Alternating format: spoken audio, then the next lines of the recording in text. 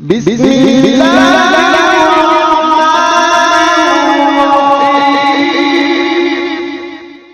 علیہ وسلم ذالک الکتاب لا ریب فیہ ھدی للمتقین وقال اللہ تعالی فی قرآن المجید والفرقان الحمید اعوذ باللہ من الشیطان الرجیم بسم اللہ الرحمن الرحیم مسلمانوں اٹھو قرآن کی عظمت کو چمکاؤ، مسلمانوں اٹھو قرآن کی عظمت کو چمکاؤ، جہاں بے ایمان کو عافیت کے راز سمجھاؤ، زمانہ آج بھی قرآن ہی سے فیض پائے گا، اتر کر حرا سے سوئے قوم آیا، ایک نسخہ کیمیا ساتھ لایا۔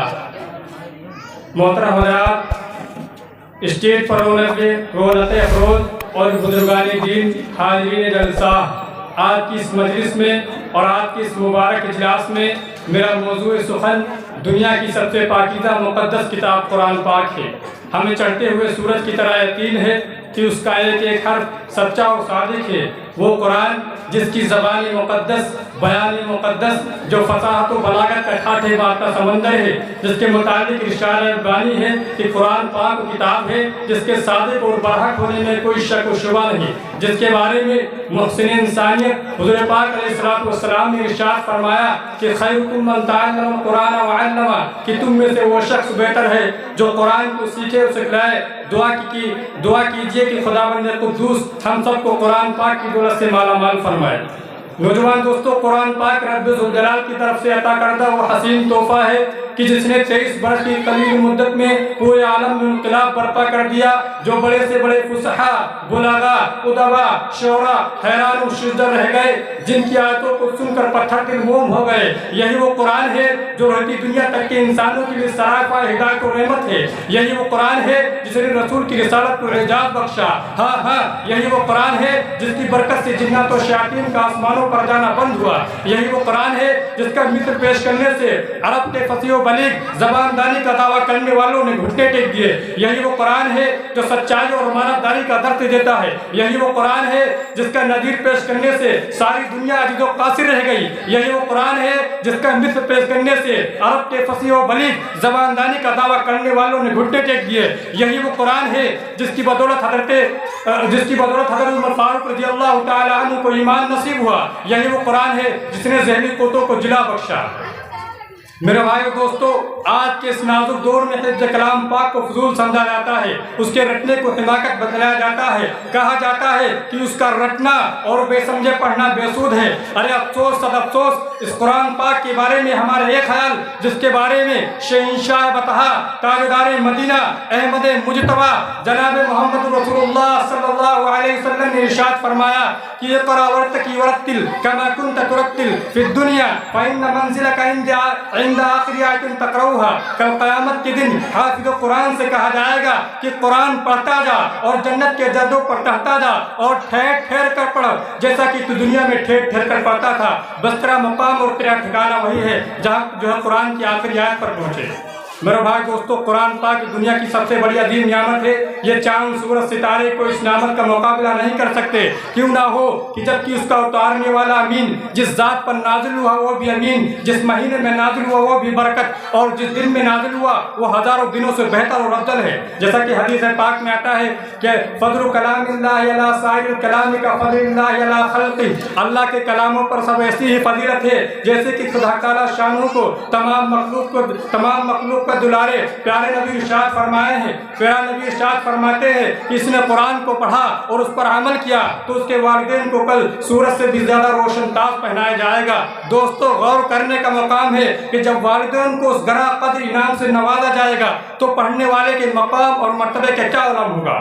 دوستو، جہنم کا میدان ہوگا، ایسے 10 آدمی ہوں گے جن کے لیے جہنم واجب ہو چکی ہوگی۔ حافظ قرآن اپنی رب کے بارگاہ میں سفارش کرے گا اور پروردگار عالم اس حافظ قرآن کی سفارش کو قبول فرمائیں گے اور ان 10 جہنمیوں کو نجات عطا ہوگی۔ قرآن پاک و عظیم برکت اور سعادت ہے جو روح خداوندی، معدن حکایت اور شر چشمے زندگی ہے۔ وہ عرب قوم جو پشت سے مردہ چلی آ رہی تھی، دنیا جس کو ذلیل و حقیر جانتی تھی، کون کون کی نیکیوں میں کھیلنے والا سمجھتا، کوئی ان کو جوہر عرب کا خطاب دیتا، کوئی ان کو جاہلین مکہ کہلاتا، لیکن جب قرآن آیا تو جن کا نام جوہر عرب تھا صحابہ کرام ہو گیا، جن کو نفرت سے دیکھا جاتا تھا ان کو حضرت رضی اللہ تعالیٰ عنہ کا اعجاز ملا۔ جس زمانہ کا نام جاہلیت تھا اس زمانہ کا نام خیر القرون ہو گیا۔ وہ مردہ قوم جو کروٹ نہیں لے سکتی تھی، طاقت و قوت سے ایسی لس ہو گئی کہ جس نے قیصر و کسریٰ کا غرور خاک میں ملا دیا اور بڑی سی بڑی سلطنت اور حکومتوں کا تختہ اوڑھ دیا۔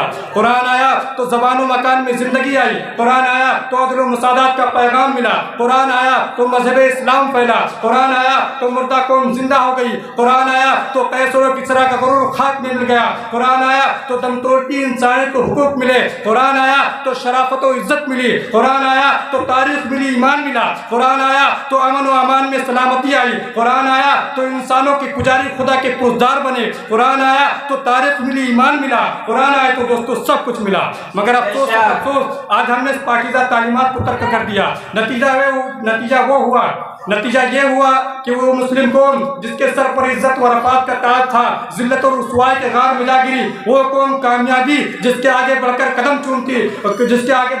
کامیابی قدم چومتی تھی، ناکامی اس کا مقدر بن گئی۔ ارے وہ مسلم قوم جس کی ایک آواز پر افریقہ کے رہنے والے جنگلوں میں خوخار درندوں نے میدان خالی کر دیا، آج ایک ٹوٹی بھی اس کا حکم ماننے کو تیار نہیں۔ وہ مسلم قوم جس نے کبھی حکومت و سلطنت کا فریضہ انجام دیا تھا۔ مسلمانوں سمجھ جاؤ، ہوشیار ہو جاؤ، ورنہ یاد رکھو کہ تاریخ ہمیں کبھی معاف نہیں کرے گی۔ حاضرین جلسہ، صحابہ کرام کے کتب خانے میں قرآن پاک کے علاوہ کوئی کتاب نہیں تھی، انہیں کو لے کر آگے بڑھے، کامیابی میں قدم چومتی گئی۔ وہ قرآن ہی تھا کہ جن سے 313 نے مکہ کی قسم پائی تھی۔ آج ہم کروڑوں میں ہیں مگر دوسری قومیں ہم پر سوار ہو رہی ہیں، جان ہماری محفوظ نہیں، مال ہمارا محفوظ نہیں، عزت و آبرو سے ہماری کھلواڑ ہے، نہ ہمارے مدارس محفوظ، نہ ہمارے مساجد محفوظ، ظلم و ستم کی چکی ہمارے لیے گھوم رہی ہے۔ مسلمانوں، ایک دور تھا کہ مسلمانوں کا مقابلہ حامان بن ولی سے ہوتا ہے، اس دشمن خدا اور دشمن رسول کے پاس 60,000 کا لشکر ہے اور مسلمانوں کی فوج کا لشکر 10,000 ہے۔ مشورہ ہوتا ہے،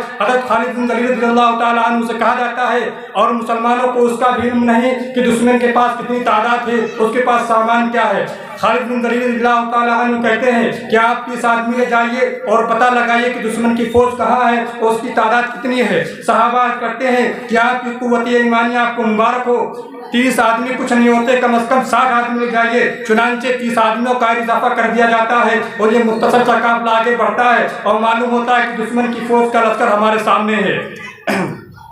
صحابہ کرام عرض کرتے ہیں کہ دشمن کی فوج کا لشکر ہمارے سامنے ہے۔ میری رائے ہے کہ مختلف صحابہ کو اطلاع کی ضرورت نہیں، ان کے مقابلے کے لیے ہم سب کافی ہیں۔ سب نے ایک زبان ہو کر کہا، ہمیں شوق شہادت ہے، جب شہادت سامنے ہے تو دشمن کی کثرت اور تعداد سے کیا پرواہ۔ ایک طرف وہ مجاہد عظیم سب بناتا ہے اور دوسری طرف وہ حامان بن ولی سب بناتا ہے۔